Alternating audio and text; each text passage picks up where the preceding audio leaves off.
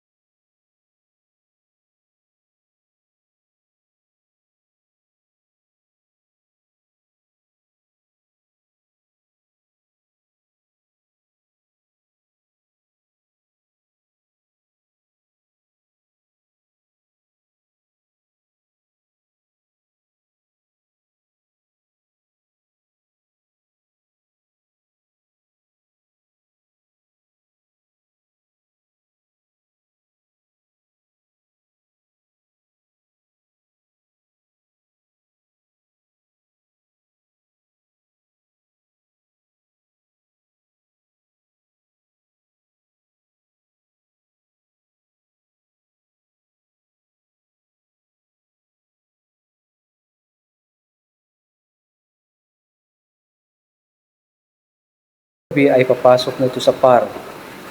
Kaya medyo ingat na tayo. Kahit ako man din ay medyo nag-aalangan na rin, baka pagpasok nito ng Bagyong Igay ay biglan lang i-cancela yung mga biyahe. Hindi tayo makakatawid. Sana wag naman. But anyway, andito na rin lang tayo sa Katbalugan. Silipin natin kung ano ang tsura ng lugar na ito. Nadaanan lang naman eh. Okay, let's go!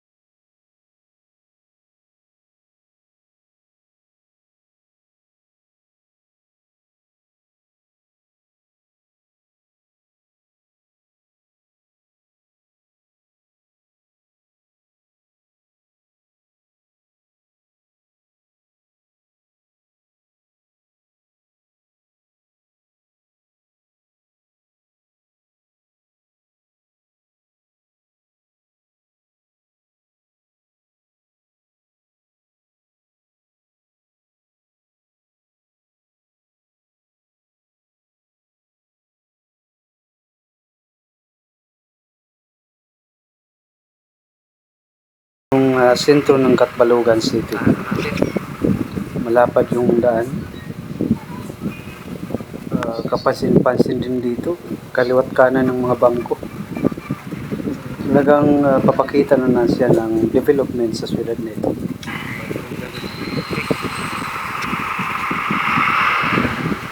Yung dulo ng daan ito yung provincial capital ng Katbalogan City. Madadaanan natin yun.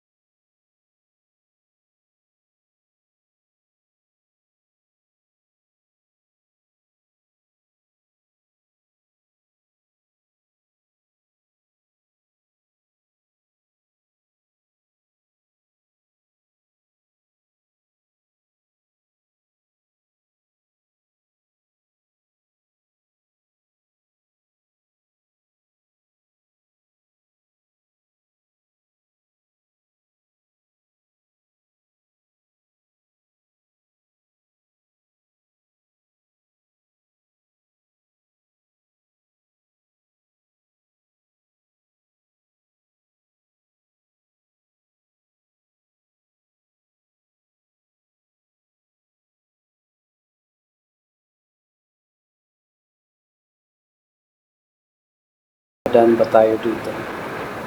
Okay ng lugar oh, simentado na siya. Talagang pinagsikapan na ayusin ang lugar nito. Ito kasi yung nagsushortcut papuntang Ormoc. So, kapag ka naayos to, mababawasan na yung mga sasakyan doon sa syudad at maiwasan na rin yung congestion doon sa mga sasakyan. Okay, makapagtanong nga dito. Nagkakaagi ba nga to? Ha? Inuras yan. Oo. Okay naman daw. 11:30 magbubukas sila habang kumakain yung mga nagtatrabaho. At alas 5 naman ng hapon ay bubuksan na yung kalsada. Sige, makapagpasya lang ang muda rito. Ano kayo itong mga naglalakihang mga wire sa paligid? Palagi ko itong nakikita, may mga ganito. Masubukan ito, tingnan natin ha. Lapitan natin.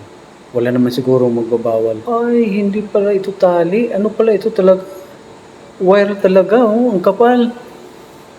So, ang kadahilanan nito, ito yung nilalagay sa gilid para maiwasan yung soil erosion at saka landslide.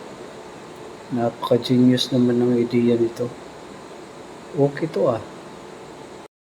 So, ayun, itatry natin pagpasok kung makadaan na tayo.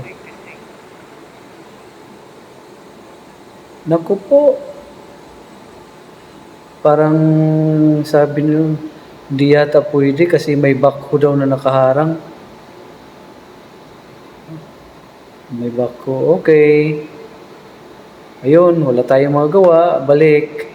Doon talaga tayo sa syudad dadaan. Okay, let's go!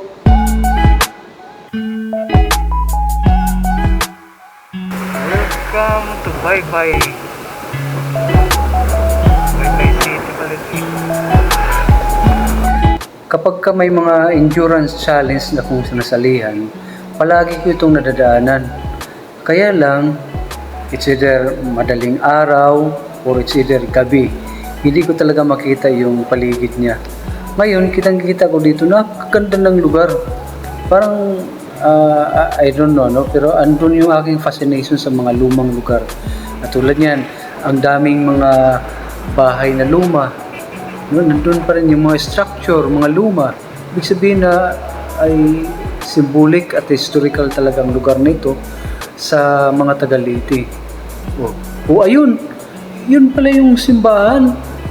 Tingnan nyo sa unahan. Yan yung lumang simbahan. Diyan yung unang checkpoint namin noon. Kasi gabi yun, hindi ko ma-appreciate. Ay, salamat. At least makita ko ito ngayon ng araw. Ngayong at least may araw. Ayan. Ayan, napakaganda naman ng simbahan nito. Alam kong century old na ito eh. Wow. Baka sa sunod pagbalik ko rito, talagang papasok ako dyan. Titingnan ko yung facade, pati yung structure, kung paano yung ginawa. Dito kami noong unang first checkpoint ng Ormoc Endurance Challenge. Dito, ang ganda pala dito pag-araw. Ito yun. Wow! Ang ganda. Isa ito sa mga lugar na gusto kong puntahan kapag kaaraw. May mga mall pala sila dito. Centralized yung kanilang mall. Nasa harapan ng dagat. Ang ganda. Sige. Ang mabuti pa nito bago ako pupunta ng Batulite ay ituturo ko kayo itong aking dadaanan. So hindi ko i-off yung camera. Ituloy-tuloy ko lang to para makita nyo kung anong itsura ng Bye-Bye City kapag araw. Hindi ko alam kung saan paliko papuntang highway. Sundan ko na lang itong bus. Kaya hindi. Tuloy-tuloy ko na lang kasi sayang din yung sa unahan, no? Ang ganda ng mga view. Sige, doon lang ako sa unahan at magtanong-tanong na lang ako kung saan ang palabas. Anyway, sa ngayon, sinadya ko talagang hindi gumamit ng Maps.me para magkaroon ako ng interaction sa mga tao. Kanina pa kasi ako salita ng salita ko lang mag-isa. Mas maganda nitong magtatanong para may kausap ako. Okay, let's go! Samahan niyo ako, ituturo ko kayo sa Bye-Bye City!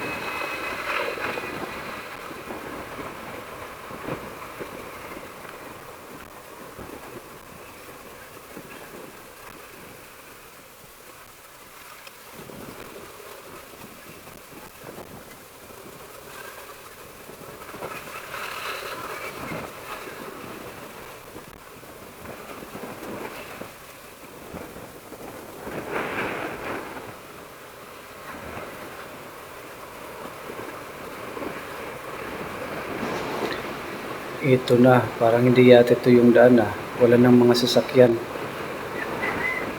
Nagkawalaan na yata. So, maganda nito is, okay, about face. Babalik ako. Ito, bumalik na ako. Makapagtanong nga dito. Saan ba pwedeng magtanong? Hindi ko alam kung tatagalogin ko ba o magbisaya ko. Ang sarap din magbisaya. Parang natututo na rin ako habang nagtatanong-tanong ako kanina at may mga kausap ako. Ewan ko, parang ang bilis kong matuto ng language nila. Doon nagsasalita naman talaga ako dati, pero hindi ganun ka fluent.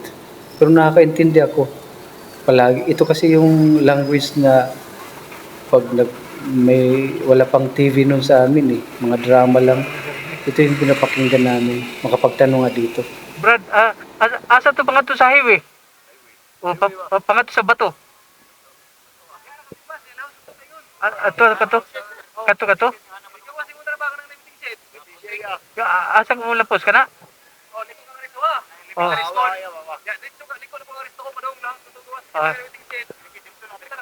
Sige, thank you. Thank you.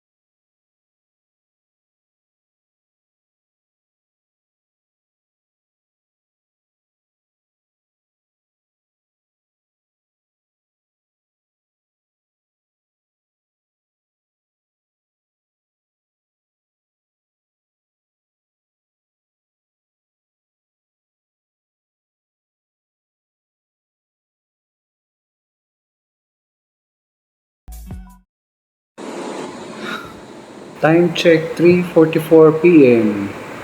Nandito na tayo sa municipality ng Hindang, Leyte. Ako, sarap mag-snack dito. Ayun, may fishball. Sige, ito lang snack natin. Pasamantala, mas okay to. Pampawi gutom.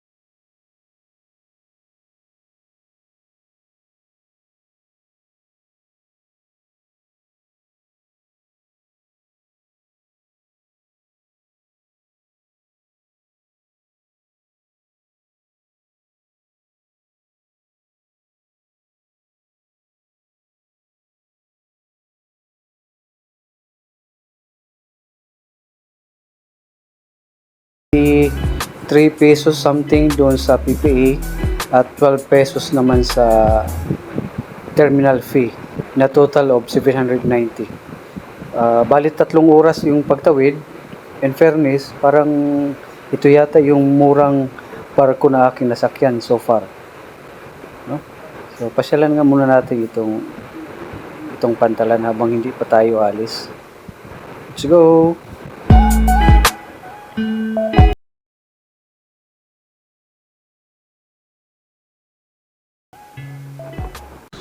At sa kalagitnaan ng aming pagpapahinga, bigla na lang